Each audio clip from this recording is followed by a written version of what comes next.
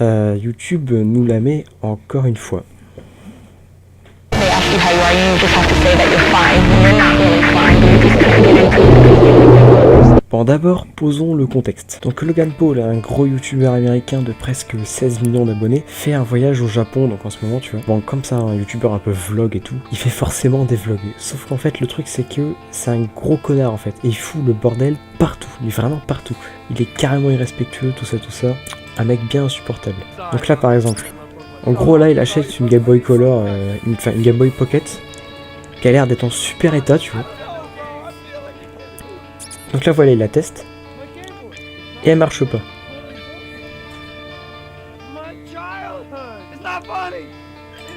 Donc là, en fait, on a vu sur l'écran que ça faisait un petit carré noir. Ça veut dire qu'en fait, la cartouche, il avait juste à l'enlever et à souffler dans les connecteurs, soit pour qu'elle marche. Enfin, c'est une Game Boy, quoi. Tout le monde qui a eu une Game Boy, c'est que ça marche comme ça. Et là, la sienne marche pas. Parce qu'il a pas essayé de souffler dedans, tout simplement. Mais voilà, elle marche pas. Qu'est-ce qu'il fait avec ?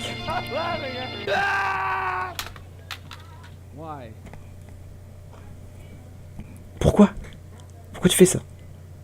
Pourquoi tu fais ça ? Ce mec a vraiment un gros problème. Tu vois, c'est... Après, bah évidemment, il va la rendre. Ah bah oui, hein, tant qu'à faire. Genre, il arrive et il dit « Hey lol, ta machine, elle marche pas. » Il a éclaté par terre, tout ça parce qu'il avait pas encore soufflé dans les connecteurs. Donc voilà quoi. Bon après, tant qu'à faire, hein, tant qu'à agir comme un connard... Et là, ça part en couille. En gros, il a le délire de prendre une Pokéball et de la lancer sur à peu près tout et n'importe quoi. Et bah d'agir comme un connard en fait, encore une fois, hein, voilà.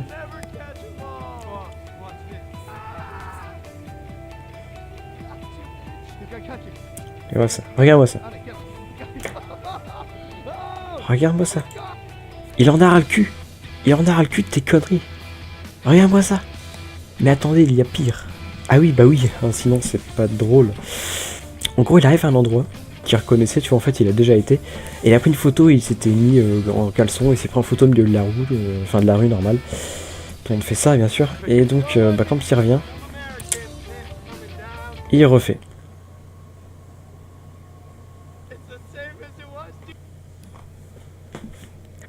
Genre le mec, il a fait 2 fois de suite, il se prend en photo en caleçon dans la rue. Voilà.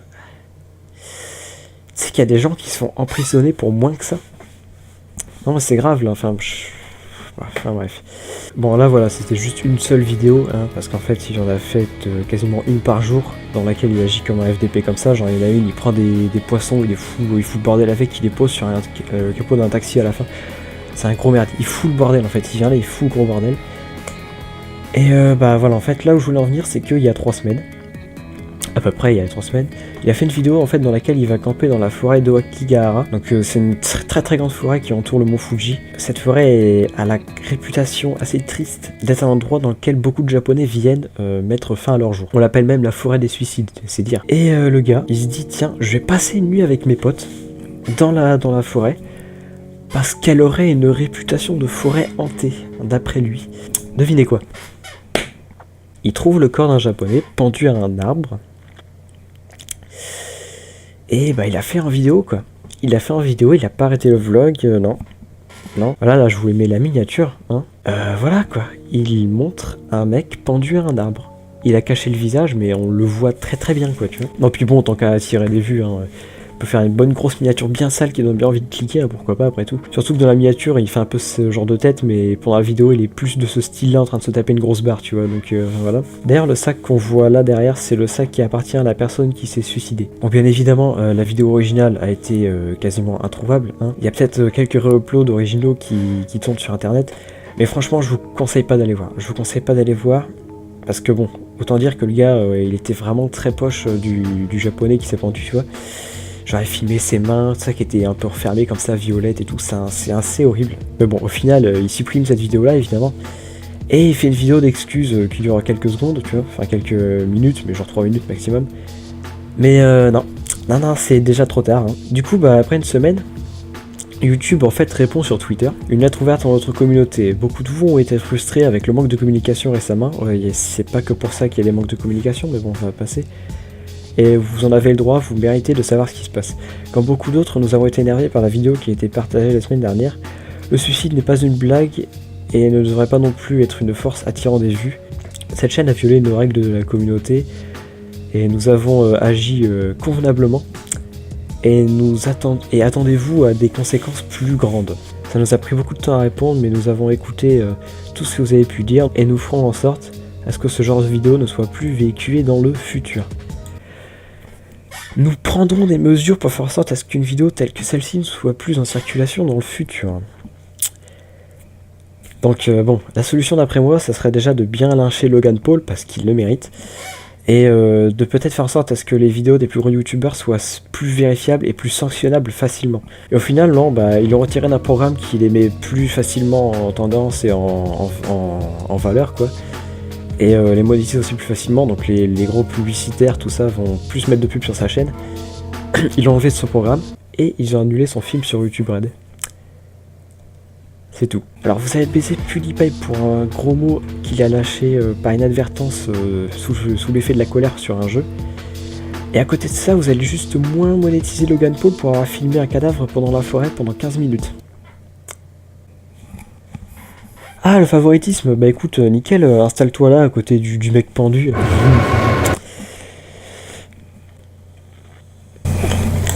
Mais bon, si c'était tout, ça serait juste un petit peu sans couille de leur part. Mais les conséquences vont plus loin, mais pas pour lui. En gros, ils ont décidé de modifier les conditions pour faire partie du programme de partenaire YouTube.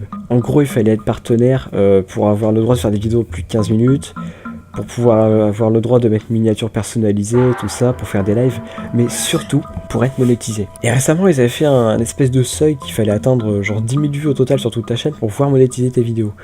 En soi, c'est pas si mal, tu vois. Mais là, ils ont changé encore et c'est parti en couille. En gros, maintenant, pour être partenaire, il faut avoir plus de 4000 heures de visionnage au total sur toute ta chaîne en un an, de watch time, tu vois. Mais surtout, et c'est ça le pire, le plus sélectif en fait, c'est qu'il faut maintenant avoir un minimum de 1000 abonnés sur ta chaîne.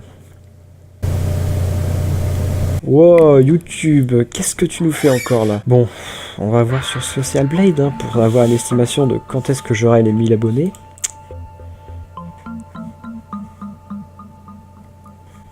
Ah d'accord, donc il me calcule même pas le fait que j'atteigne un jour les 1000 abonnés tellement c'est dans mon temps.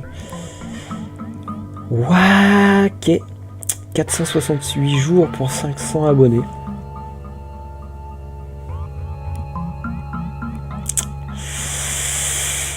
Ah. Bon bah écoutez, du coup on est bien. Donc on va jeter un petit coup d'œil aux conditions plus en détail. Hein. Voilà. Ai-je besoin de 1000 abonnés ou de 4000 heures de visionnage dans les 12 derniers mois? Ou les deux? Vous aurez besoin des deux. Si votre chaîne a moins de 1000 abonnés ou moins de 4000 heures de visionnage, vous ne rencontrerez pas toutes les conditions. Et vous serez retiré du YouTube Partner Programme le 28 février 2018. Les nouvelles conditions sont pour une chaîne d'avoir 4000 heures de visionnage dans les 12 derniers mois courants et 1000 abonnés au total avant d'être revus pour rejoindre le programme. Si votre chaîne tombe sous les 4000 heures de visionnage dans les 12 derniers mois, les publicités ne se lanceront pas sur vos vidéos. Notez que dans le cas des chutes temporaires, par exemple si votre chaîne redescend à 999 abonnés pour une journée puis remonte à 1000, votre chaîne ne sera normalement pas retirée du programme. Les mecs ils sont pas sûrs de comment ça va marcher, tu vois, déjà on est bien. Donc voilà, en gros ça veut dire, à tous les gens qui galèrent avec 500 abonnés sur YouTube, déjà que vous n'avez pas grand chose, mais maintenant on va en plus vous enlever la monétisation. Bonne chance!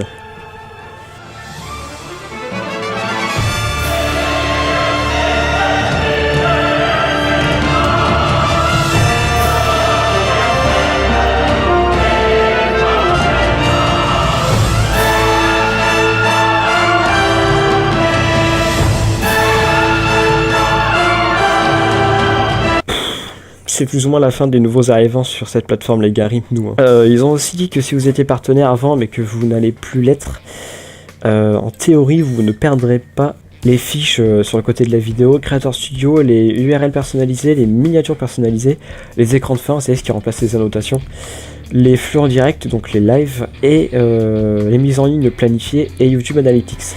On perd quand même le super chat et les sponsors, mais ça concerne absolument personne qui rencontre pas les nouvelles conditions du programme. Donc au final ça change rien. Mais voilà, faites attention parce que j'ai vu plein de gens se plaindre de plein de trucs qui perdaient tout ça, genre les miniatures et tout. Non, vous ne perdrez pas tout quand même. c'est quasiment que la monétisation au final, tu vois. Bon, bah écoutez, pas besoin de dire que c'est un énorme coup de fusil à pompe dans le dos des petits youtubeurs qui essaient de faire du vrai bon contenu travaillé de qualité et qui souffrent d'un incroyable manque de visibilité. C'est le plus gros problème de YouTube à mes yeux. Et qu'avec le peu de revenus AdSense qu'ils avaient, ils pouvaient s'acheter un petit peu de matos et ça les encourageait, ça leur donnait peut-être une raison de pas tout arrêter parce qu'ils avaient absolument aucune notoriété, tout ça. Non, parce que tous ceux qui disent « Non, mais c'est par passion !» Non les gars, c'est complètement faux, arrêtez les conneries. C'est très souvent faux en tout cas. Quand t'as une communauté, tu peux avoir envie de faire des vidéos, même sans revenus, tu vois, je veux dire, t'as quand même des gens qui regardent tes vidéos, il y a des gens qui apprécient, qui lisent en commentaire, qui laissent des pouces verts, tout ça. Il y en a qui disent qu'ils ont hâte à la prochaine vidéo, ça encourage, ça te donne envie de continuer, tu vois. Mais quand t'as aucun commentaire, aucun vrai like-dislike, parce que sinon c'est des rageux et des bots dislike comme sur ma chaîne, tu vois. Déjà que t'avais l'impression de bosser dans le vent, si maintenant t'as plus la monétisation, t'as plus aucune raison de continuer, enfin je sais pas, tu vois, c'était une des seules motivations que t'avais avant, là c'est fini quoi, c'est terminé, t'as plus rien. Là, maintenant, à partir de maintenant, en fait, en faisant des vidéos, tu vas littéralement bosser dans le vent jusqu'à tes 1000 abonnés et 4000 heures de vues par an. Donc voilà quoi, je sais pas. Et là au final on est juste puni d'être des petits youtubeurs à cause des actions des plus gros.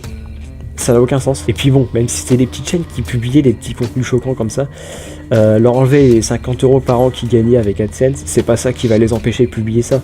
Ah, faut pas déconner non plus, premièrement. Et deuxièmement, je pense qu'en fait ils ont utilisé cette vidéo de Logan Paul comme prétexte pour sortir ce genre de réforme. Mais pourquoi ? À mon avis, c'est pour limiter le nombre de pubs qui ont été claquées sur des petites chaînes pour favoriser les plus grosses et les chaînes des gens qui ont comme ambition de vivre de YouTube ou qui le vivent déjà.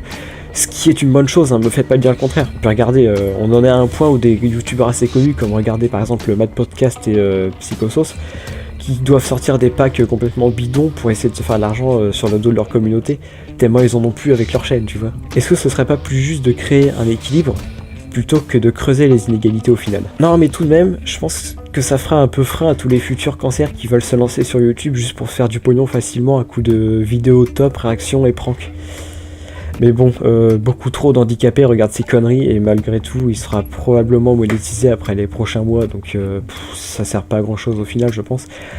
Mais voilà, déjà la motivation de se dire je vais lancer une chaîne YouTube juste parce que je me fais de l'argent, ça sera viré, tu vois, et ça fera déjà un petit peu de propre, je pense. Mais bon, malgré ça, même si ça a quelques petits avantages, ça prouve qu'encore une fois, YouTube se met à quatre pattes devant les gros youtubeurs parce qu'il leur amène une bonne chier d'argent, mon gars. Ils privilégient encore une fois l'argent à la communauté et la réputation pour ne pas changer. Après tout, on ne change pas une équipe qui gagne. Un petit youtubeur se serait fait supprimer sa chaîne instantanément après ça. Mais un gros qui va voir son émission YouTube Red supprimée et un petit peu moins bien payé référencé, même s'il restera sur les tendances du pays tellement il est connu, c'est dégueulasse. C'est dégueulasse, c'est tout ce que c'est. Après, un truc que je comprends pas, c'est qu'ils disent que le fait que tes vidéos soient monétisées ou non, n'influe absolument pas sur le référencement. Est-ce que mon statut monétisation affecte mes résultats de recherche? Le statut monétisation n'est pas utilisé pour informer comment les vidéos YouTube sont affichées. Enfin, comment les vidéos sont affichées sur YouTube. Si votre chaîne n'est plus sur le YouTube Partner Programme, ça veut pas dire que vos vidéos seront limitées dans la recherche et dans la découverte. En fait, je vois pas quel intérêt ils auraient à mettre en avant des vidéos qui, du coup, ne leur apportent plus rien, tu vois. Je pense que là, ils essayent un petit peu de rassurer, mais à mon avis, ils cachent bien leur jeu. Hein. Et puis bon, au final, même après ça, YouTube va pas mourir. Hein. Faut pas déconner. Cette plateforme est beaucoup trop bien installée sur Internet pour qu'elle soit vraiment efficacement boycottée et ou remplacée par une nouvelle plateforme, voire une existante comme Dailymotion ou Vimeo par exemple. Et c'est pas pour autant que les sanctions doivent pas être égales à tout le monde.